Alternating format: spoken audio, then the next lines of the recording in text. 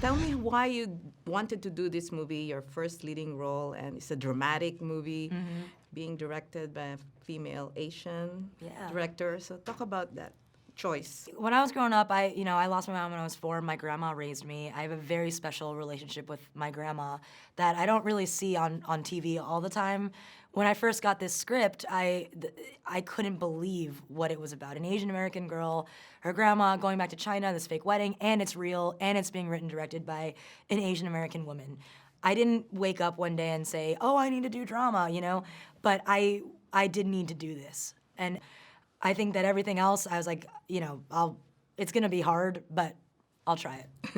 So what do you think audiences will get after watching this movie, especially people like you who are like not an immigrant but in the middle, like neither Asian or neither Yeah. American, Yeah, the in-betweeners. the in-betweeners? I think that different audiences will get different reactions. I think that people who literally have went through this will feel less alone, and that this has happened to other people.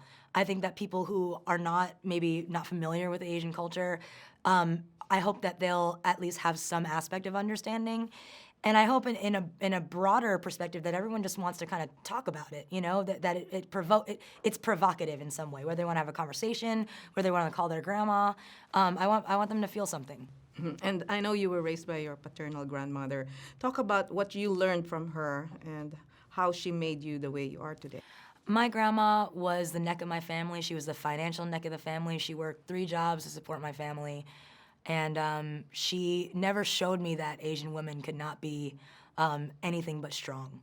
And I grew up with that. That was my Asian role model. And so I only knew that strength could come from that.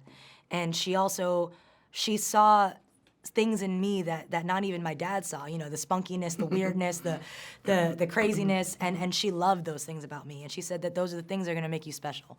And so I felt that she really understood who I was. And to this day, I'm lucky to still have her. I'll call her, I'll ask her for industry advice, financial advice, love advice.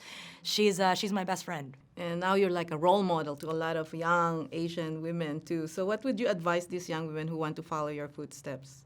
I would advise them to aggressively be themselves, to not be tempted to try and be a cookie cutter in any way, because we have enough of those, right? And I'll also tell them that it's never too late. They can do this at any age, old or young. They could do this. Thank you very much. Thank you.